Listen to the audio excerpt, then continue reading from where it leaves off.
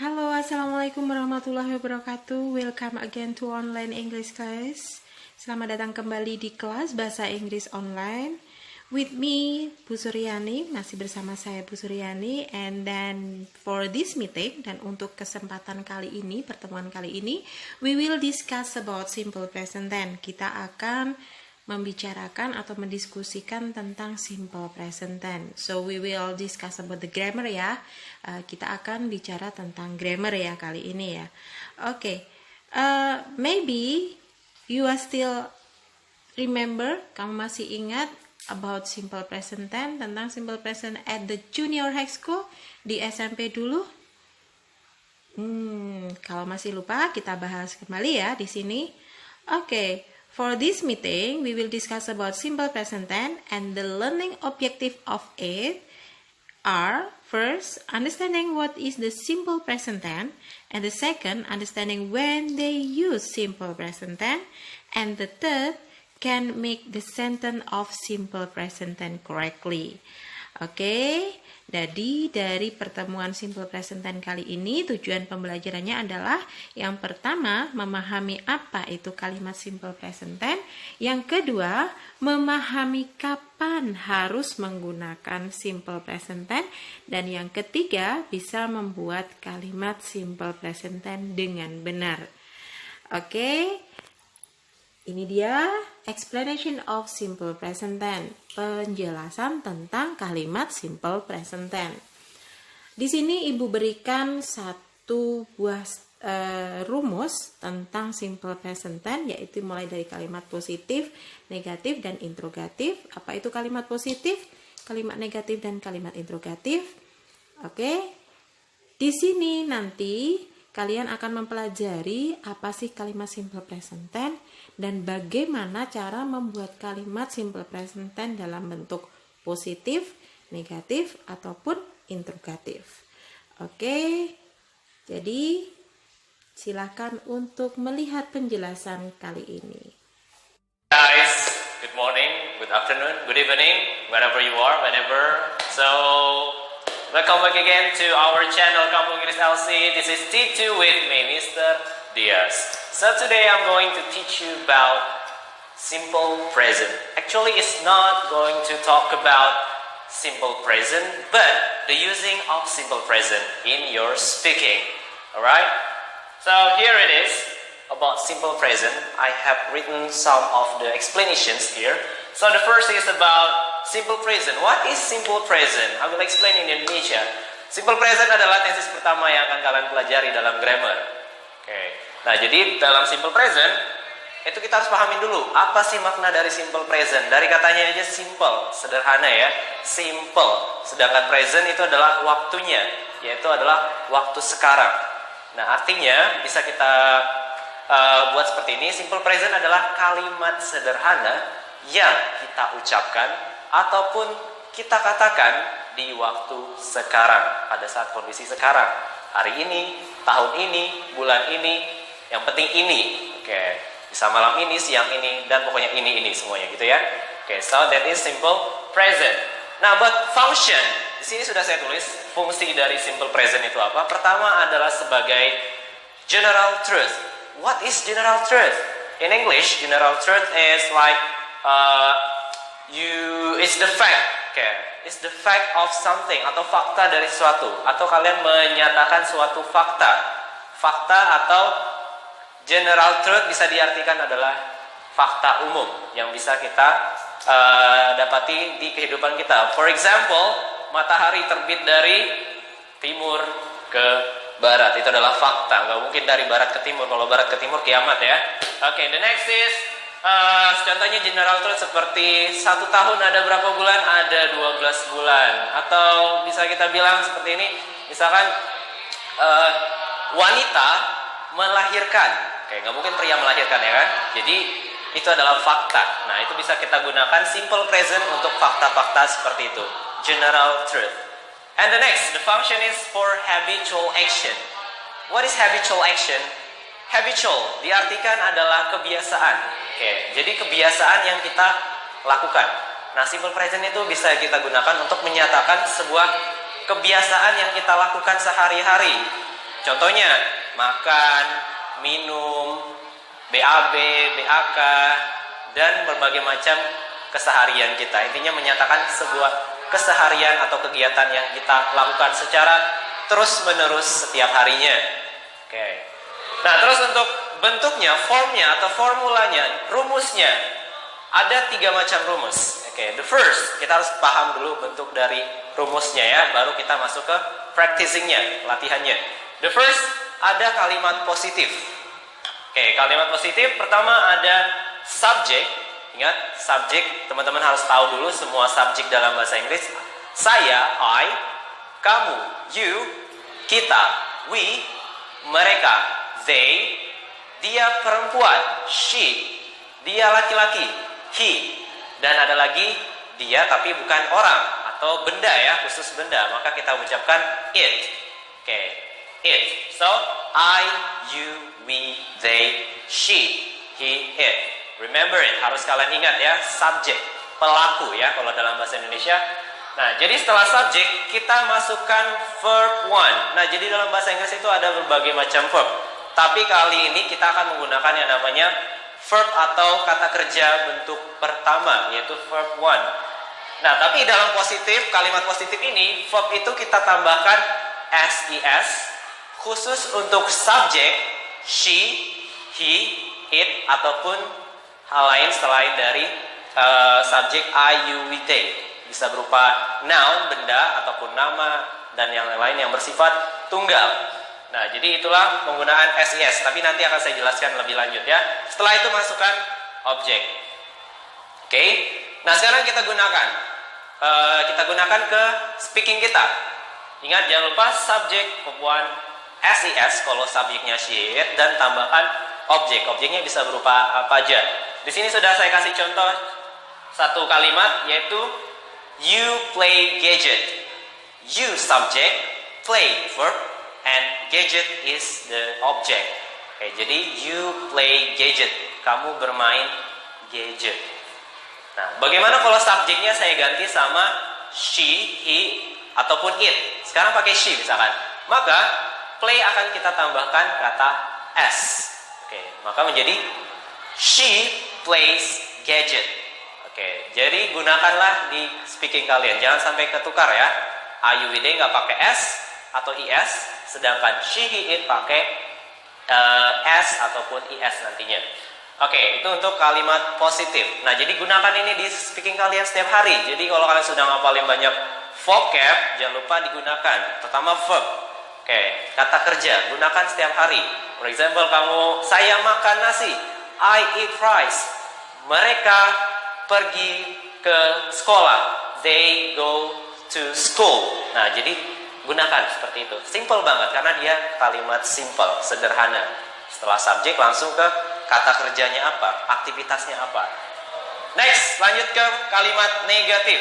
Kalimat negatif berisi subjek, pastinya diawali sama subjek. Terus ada kata do not dan does not. Do not itu disingkat aja jadi don't. Sedangkan does not kalian singkat aja menjadi doesn't. Oke? Don't, doesn't. Repeat after me. Don't, doesn't. Oke. Don't itu singkatan dari do not, doesn't singkatan dari does not. Yang artinya tidak. Oke, tidak ya. Jadi itu artinya tidak. Do not atau does not. Terus selanjutnya kita tambahkan verb one. Nah, verb one di sini sudah tidak memakai SES lagi, jadi peraturan yang tadi hanya digunakan di kalimat positif aja ya, SES, penambahan SES. Untuk selanjutnya verb 1 atau verb one yang biasa aja, nggak perlu ditambahkan apa-apa. Setelah itu objek. Oke. Jadi dalam bahasa Indonesia artinya kalian melakukan sesuatu yang bersifat negatif. For example, saya tidak makan. Mereka tidak mandi. Dia tidak belajar hari ini. Nah, jadi seperti itu. Contohnya ada di sini. She doesn't love me. Oh, it hurts. Dia tidak mencintaiku. She doesn't love me. Jangan sampai kalian mengucapkan she don't love me ya. Yang benar adalah she doesn't love me. Okay, she doesn't love me anyway. Okay, or maybe you don't love me. Kalau kalian ganti subjeknya menjadi you. Ingat, I, you, we, they memakai don't. She, he, it memakai doesn't. Sekali lagi, I, you, we, they itu pakainya don't, sedangkan she, he, it pakainya doesn't. Oke, jadi kalian latihan aja setiap hari. Contohnya kayak ngomong, saya duduk di kursi, I sit on the chair. Oke, dia perempuan duduk di kursi, maka menjadi dia perempuan tidak duduk di kursi. She doesn't sit on the chair. Nah, jadi tambahkan doesn't ya. Alright. Next, ada kalimat interrogatif ataupun kalimat tanya. Kita menanyakan suatu aktivitas di situ ya. Maka ketika dia sebuah pertanyaan atau kalimat interrogatif, kita awali sama yang namanya do atau does kalau dalam simple present. Nah, do atau does di sini diartikan apakah, ya, apakah menanyakan suatu aktivitas. Kalimat apakah. Oke. Jadi do atau does ditambahkan subjek. Jangan lupa subjeknya dulu. Pelakunya siapa? I, you, we, they, she, he, it, atau nama orang ataupun benda lainnya. Oke. Jadi do tambahkan subjek. Terus setelah subjek kita taruh verbnya. Oke, kita taruh verb one lagi. Nah, verb one sekali lagi di kalimat negatif ataupun interrogatif tidak perlu ditambahkan SIS lagi untuk she, he, it ya. Cukup verb 1 biasa aja. Dan selanjutnya ditambahkan objek. Contohnya ada di sini sudah saya tulis. Do you know him? Oke. Do you know him? Ini ketika kita bertanya, apakah kamu tahu dia? Apakah kamu kenal dia? Do you know him? Oke, jangan lupa ketika ngomongnya juga harus pakai expression ya. Jangan do you know him. Gak ada sensasinya kalau kalian ngomong gitu. Jadi seperti orang Inggris ngomong pada umumnya. Do you know him? Do you know him? Do you bisa kalian singkat menjadi do. Do you know him? Hey bro, do you know him? Hey sis, do you know him? Oke, jadi kalian pakai kata do you atau disingkat aja do. Do you know him? Atau ada lagi kalimat interrogatif yang bersifat negatif. Maksudnya apa sih? Maksudnya adalah kalian bertanya tapi kurang yakin. Oke, kalian menanyakan sesuatu yang menurut kalian kurang yakin jawabannya. Contohnya, don't you believe me? Oke, kalau diartikan ke bahasa Indonesia, kamu nggak percaya aku ya? Oke. Kamu kok nggak percaya aku sih? Nah, jadi kalian bertanyanya bersifat bertanya-tanya, apa? Kurang yakin di situ. Don't you believe me? Oke, tidakkah kamu mempercayaiku kalau dalam bahasa Indonesia yang benar ya? Jadi, don't you believe me? Don't you remember me? Don't you remember him? Nah, jadi kalian menggunakan kalimat interrogatif bersifat negatif ini ketika itu tadi kurang yakin sama pertanyaan atau jawabannya. Kalau do you know him itu pertanyaan biasa. Do you want to go to your class? Oke, kamu mau pergi ke kelas? Tapi kalau misalkan temannya agak kurang meyakinkan mau pergi ke kelas atau bolos ya, maka kalian bilang don't you go to the class? Oke, jadi kalian tanyakan pakai kalimat interrogatif yang bersifat negatif. Oke, di sini ada keterangannya untuk SIS tadi karena kebanyakan kita masih salah penggunaan SIS ini tadi. Oke, kebanyakan kita nggak tahu mana sih ketika kita tambahkan S, mana sih ketika kita tambahkan IS di belakang sebuah verb itu tadi. Oke, penjelasan secara singkat seperti ini.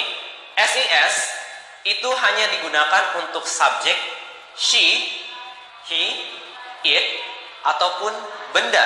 Benda itu bisa berupa nama seseorang, hewan, ataupun apa, dan sifatnya tunggal sendiri ya. Oke. Atau orang ketiga lah, orang ketiga yang bersifat tunggal biasanya. Ada I sebagai orang pertama, you sebagai orang kedua, terus ada they itu sebagai orang ketiga tapi banyak, terus ada we orang ketiga tapi banyak juga, dan she, he, it ini adalah orang ketiga yang bersifat tunggal. Nah, begitu juga berlakunya khusus orang ketiga bersifat tunggal, she, he, it ataupun benda ya. Dan hanya digunakan in positive sentence atau kalimat positif saja. Ini tadi ya. Selebihnya negatif interrogatif nggak perlu ditambahkan S ataupun IS. Cukup pakai verb 1 biasa aja. Nah, terus penggunaan SIS. Pertama penggunaan IS dulu ya. Verb akan ditambahkan IS ketika teman-teman menempatkan verb yang berakhiran huruf. Pertama ada kata SS.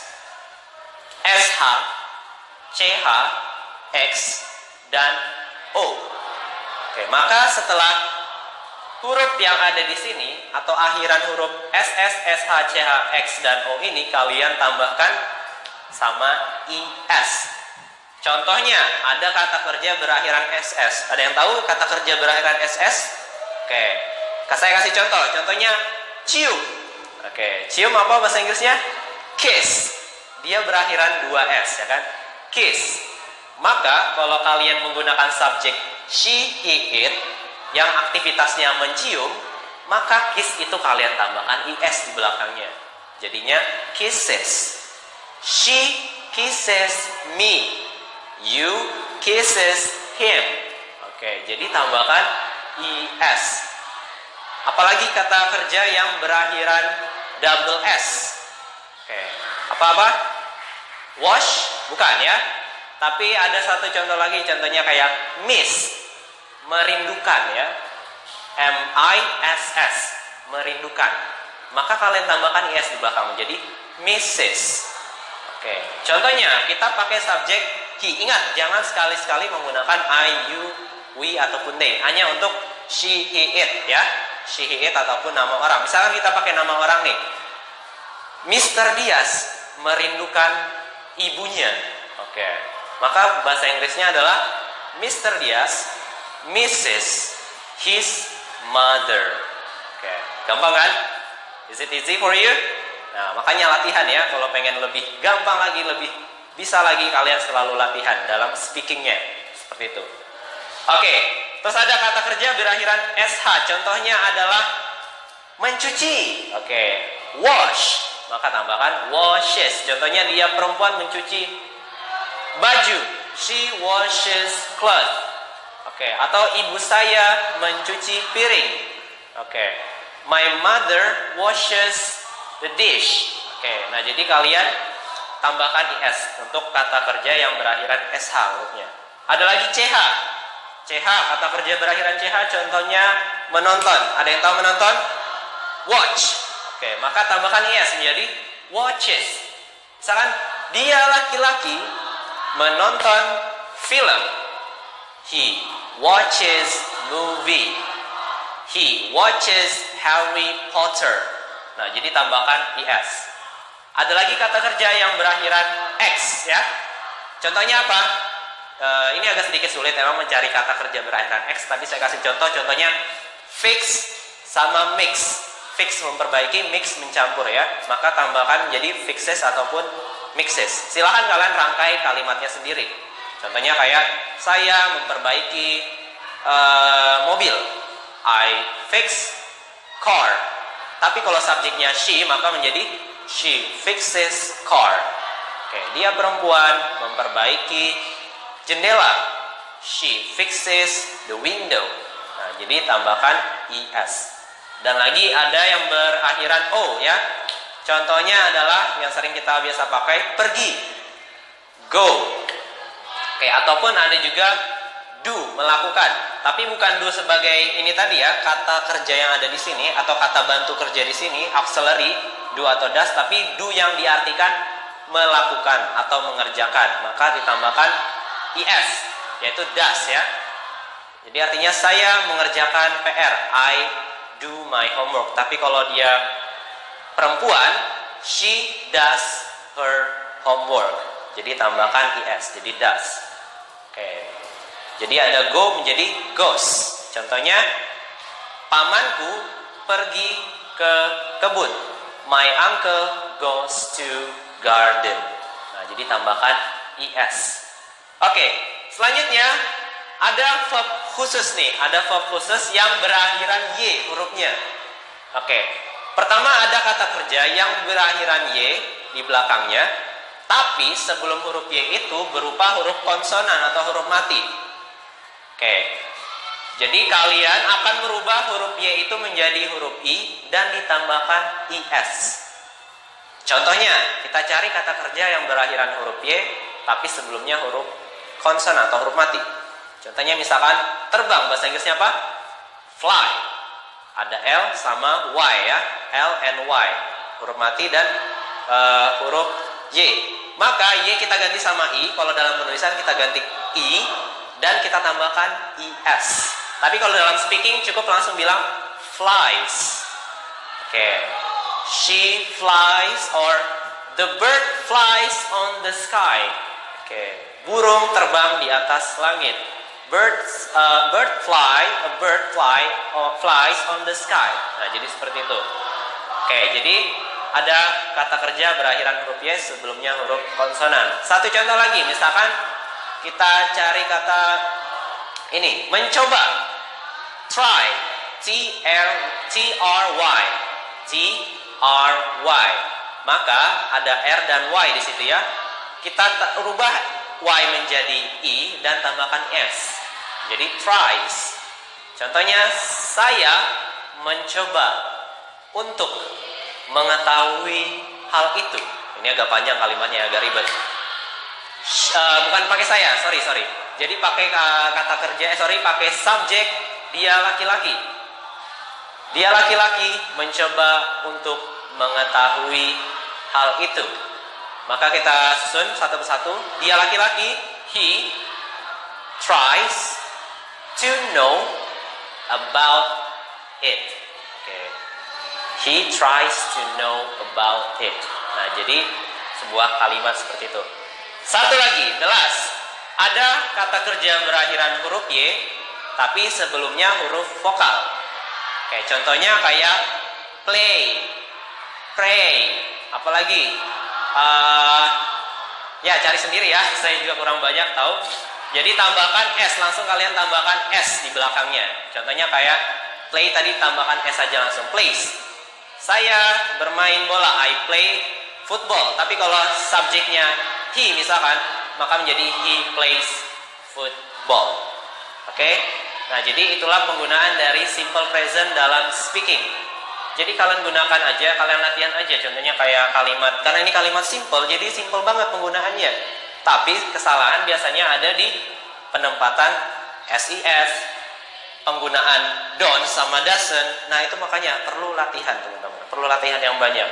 Biasanya ada salah pengucapan she don't love me. Gak boleh ya, yang benar adalah she doesn't love me. Oke, yang benar kalau don't memakai I, you, we, they. Contohnya, I don't like you. I don't like him. She doesn't like me. Nah, jadi penggunaannya beda. Dan juga di interrogatif do atau does, ketika subjeknya itu nanti I, you, we, they pakai do. Ketika subjeknya she, it pakainya does. Apakah dia perempuan mengatakan sesuatu? Does she say something? Atau bisa seperti ini, apakah kamu mencariku? Do you look for me? Nah, jadi do dan does itu beda penggunaannya, tergantung subjeknya tadi ya. Terus juga dalam simple present biasanya kita ditemukan sama namanya time signal atau keterangan waktu. Nah, jadi ketika kita mengucapkan simple present harus tahu dulu mana waktu yang benar untuk mengucapkan simple present. Ketika teman-teman mengucapkan kata every day, setiap hari, maka pakailah simple present karena sesuai dengan fungsinya tadi, habitual action. Oke, kebiasaan sehari-hari. For example, setiap hari ibuku selalu memasak di dapur. Every day my mother always cooks in the kitchen. Nah, jadi penggunaannya seperti itu. Okay, every day atau every time, every yang ada kata every-nya ataupun kata today, now dan hal yang menyatakan sekarang ya, present waktunya. Maka gunakanlah simple present. Oke, itu tadi ya penjelasan tentang simple present tense. Dan kali ini kalian bisa mengerjakan dari penjelasan-penjelasan tadi. Kalian coba kerjakan tag 1 ini. Kalian rubah kalimat 1 sampai dengan 10 menjadi kalimat yang bagus dalam bentuk simple present tense. Oke, kalian bisa tulis semuanya jawaban kalian di buku tulis. Tapi sebelumnya kalian bisa mendownload materinya yang ada di form tugas ya, di Google Classroom kalian. Kemudian setelah kalian selesai mencatat materi yang ada di situ, kalian bisa mengerjakan di bawahnya tag 1 berikut ini, nomor 1 sampai dengan nomor 10. Oke, kemudian kalian seperti biasanya, kalian ambil gambar dan kirim ke Google Class kalian di kelas bahasa Inggris tentunya. Oke, untuk kali ini saya rasa cukup. Kita ketemu lagi di minggu depan, masih dalam English Online Class. See you next time. Assalamualaikum warahmatullahi wabarakatuh.